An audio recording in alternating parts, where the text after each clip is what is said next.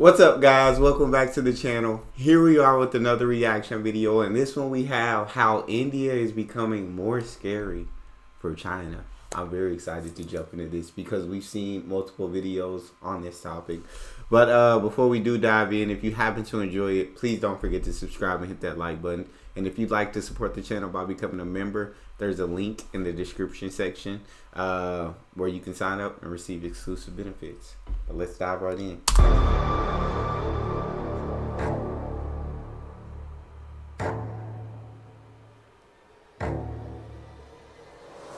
One thing China does best is claiming other countries' territories and bullying smaller economies. Ooh. The Chinese government knows that most of its neighboring countries can't match its power in terms of military strength. Just look at their behavior with Taiwan and the Philippines. With the Philippines, the Chinese Coast Guard had bladed weapons, while the Filipino personnel fought with bare hands. Oh, wow.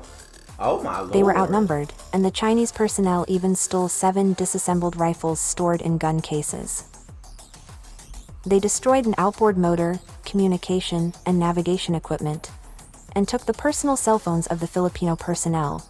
God, this isn't what a dang. professional Navy does. This is what pirates do. And it's Did that really happen? That was for real? Why? not the first time they've used these tactics. They tried it with India, but failed. Back in 2017, China unilaterally started constructing roads and extending an existing road southward on the Doklam Plateau. Bhutan, being a tiny nation, depends on India for defense. So India responded by sending 270 troops with weapons and 2 bulldozers to Doklam to stop the Chinese troops from constructing the road. Months went by with both the Indian and Chinese armies locked in a standoff. Eventually, the Indian troops withdrew back to their original positions at their outpost at Dokala, which is in a strategically advantageous spot on the Bhutanese border, less than 500 meters down the ridge slope. The Chinese did the same and stopped the construction. Thus, the pre-June 2017 status quo was restored without any bloodshed. However, we can't say the same for what happened in 2020. Starting on 5 May 2020, Chinese and Indian troops engaged in aggressive melee, face-offs, and skirmishes at various locations along the Sino-Indian border, including near Pangong Lake in Ladakh and the Chinese-occupied Tibet region. Now, I knew that there were tensions between the two bordering countries, 100%, and I knew that they were having standoffs, but I didn't know it was melees already happening. Wow. In late May, tensions escalated at the line of actual control, with increased troop deployments by both India and China. India claimed China had encroached upon its territory. On June 6, local military commanders agreed on a disengagement process. However, while creating a buffer zone, an Indian commander discovered a Chinese camp, leading to a violent clash and casualties on June 15th. Oh my China, God. trying to save face internationally, claimed only 4 of its soldiers died, but the actual number was much higher. India reported that over 40 PLA soldiers were killed, while an Australian newspaper indicated that at least 38 PLA troops were washed away and drowned that night. In retaliation for the Galwan clash, India swiftly banned 59 Chinese apps, including TikTok. Really? Then on 7 September 2020, the PLA attempted to provoke India once more. Approximately 60 PLA soldiers, armed with rods, spears, clubs, and a pole weapon, known as the Guandao, took up aggressive positions. These were the same weapons used during the Galwan Valley clash. The Chinese PLA uses these weapons because of the no-firing agreement at the line of actual control. However, despite this agreement, the Chinese fired 15 to 20 rounds in the air. Following that incident, several unreported clashes occurred on the India-China border. This time in the Tawang sector of Arunachal Pradesh, where Chinese troops tried to cross into Indian territory. Oh, wow. In one such instance, the Indian God. army thwarted the Chinese with sticks and bricks, pushing them back. Yo.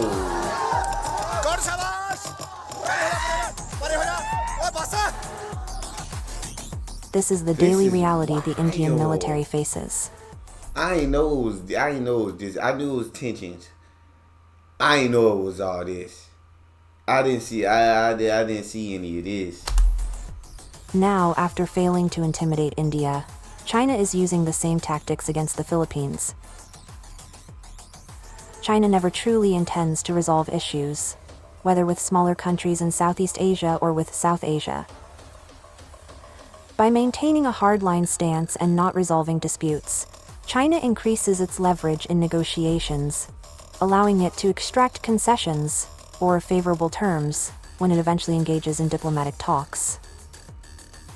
In response, India is becoming more aggressive in dealing with China, both militarily and diplomatically. India initially banned direct flights from China in early 2020 due to the COVID-19 pandemic and has maintained the ban on direct flights from China, despite China urging India to restart direct passenger flights. However, India maintains that unless there is peace and tranquility on the border, the rest of the relationship cannot move forward. That makes sense. The Indian military has undertaken its own buildup along the border. In 2021, New Delhi redirected approximately 50,000 troops to the line of actual control. The Indian Air Force also remains operationally deployed near the border, including nearly 1,430 miles of road in Arunachal Pradesh, in which Beijing claims as southern Tibet. Additionally, several tunnels are being built to facilitate quicker transportation to border regions.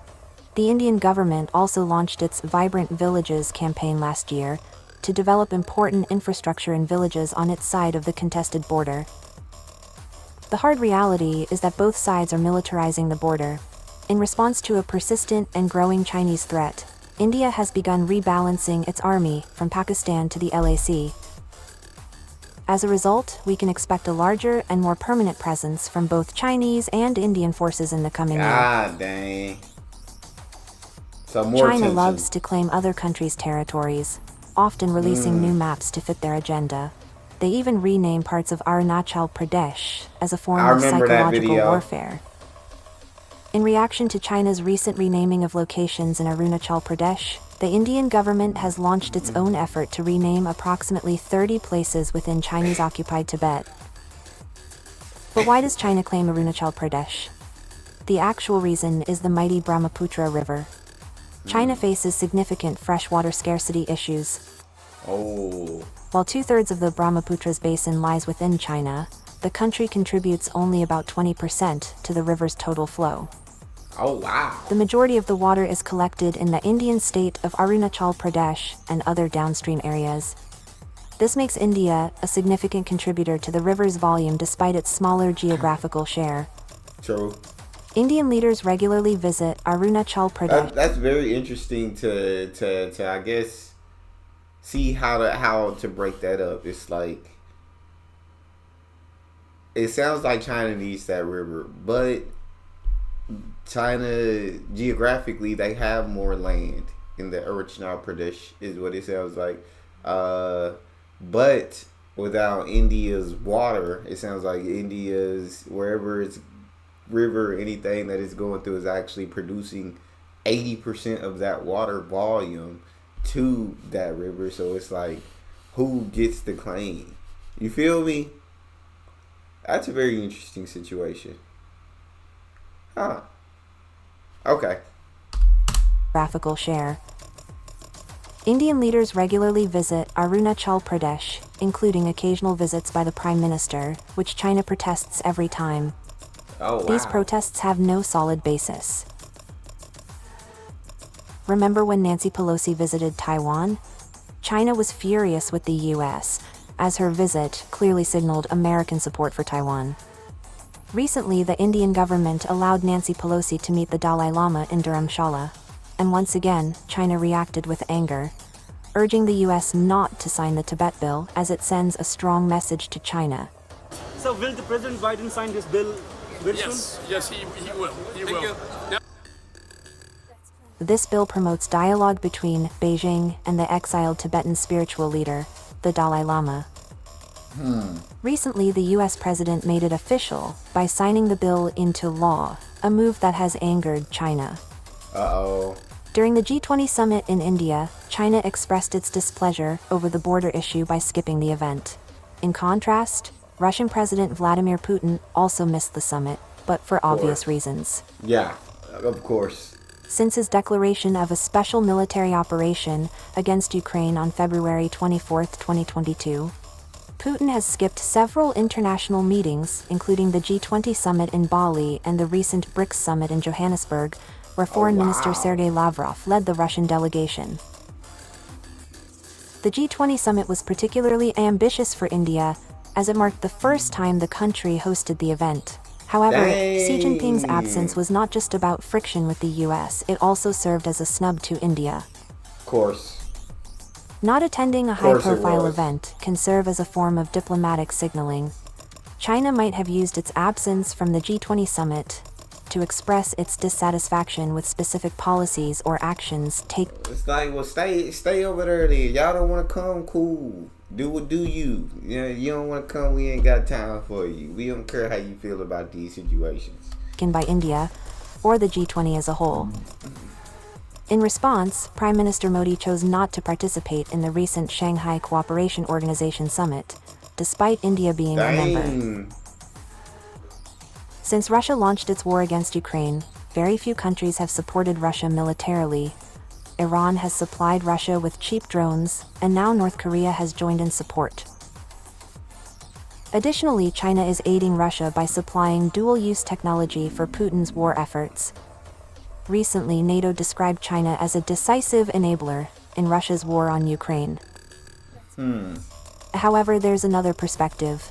Russia is also supplying advanced weapons to China's adversaries. For example, the supersonic BrahMos anti-ship cruise missile is considered one of the best ship-killing weapons available. That's crazy. Even with multi-layered air defense systems, there is no guarantee that they can intercept the missile. Its resistance to jamming and electronic countermeasures enhances its effectiveness against advanced defenses. The BrahMos missile is a joint venture between Russia and India. Similar to the Israeli Arrow missile defense system developed between Israel and the United States. When India requested the Israeli Arrow systems, approval was complicated due to the joint venture status, and the US did not grant permission. Likewise, India needs Russian approval to export BrahMos missiles to third parties. Really? Russia has a long-standing and strategic partnership with India, which includes defense cooperation. Supporting India's defense exports strengthens this alliance. While Russia and China have a close relationship, Russia also values its partnership with India as a counterbalance. This balancing act is crucial for Russia's strategic autonomy. Now, the Philippines is set to acquire HIMARS and more BrahMos missiles in the coming years, marking a significant shift in regional defense dynamics. India is ramping up its activities in the South China Sea, significantly expanding its maritime engagement with Southeast Asia as part of a broader strategy in the Indo-Pacific, aligned with the Act East policy and ASEAN cooperation. Recently, 3 ships from the Indian Navy completed a strategic mission in the South China Sea. This task force included a destroyer, a fleet tanker, and an anti-submarine corvette, all part of the Navy's Eastern Fleet. During their deployment, these vessels visited key ports, starting with Singapore and then continuing to Malaysia, Vietnam, the Philippines, and Brunei. By projecting its naval power not only in its immediate vicinity, but also at China's doorstep, India is sending a clear message. It is ready to assert its influence in a region long dominated by Chinese aggression. This naval maneuvering is likely to raise concerns in Beijing, especially as regional navies are increasingly preparing for a coordinated pushback. This assertiveness is not just about regional stability, it's a signal that India is ready to stand firm against any attempts at intimidation from its northern neighbor. India basically said, hey, we ain't scared. We know y'all been on top for a while, but y'all don't want to test us or underestimate us because we ready for the threat. But I thoroughly enjoyed that video. That's all we have for it, though. If you guys enjoyed it, please don't forget to subscribe, give the video a thumbs up, and tell me how you feel in the comment section. Also, don't forget to check out this next one. See you guys later.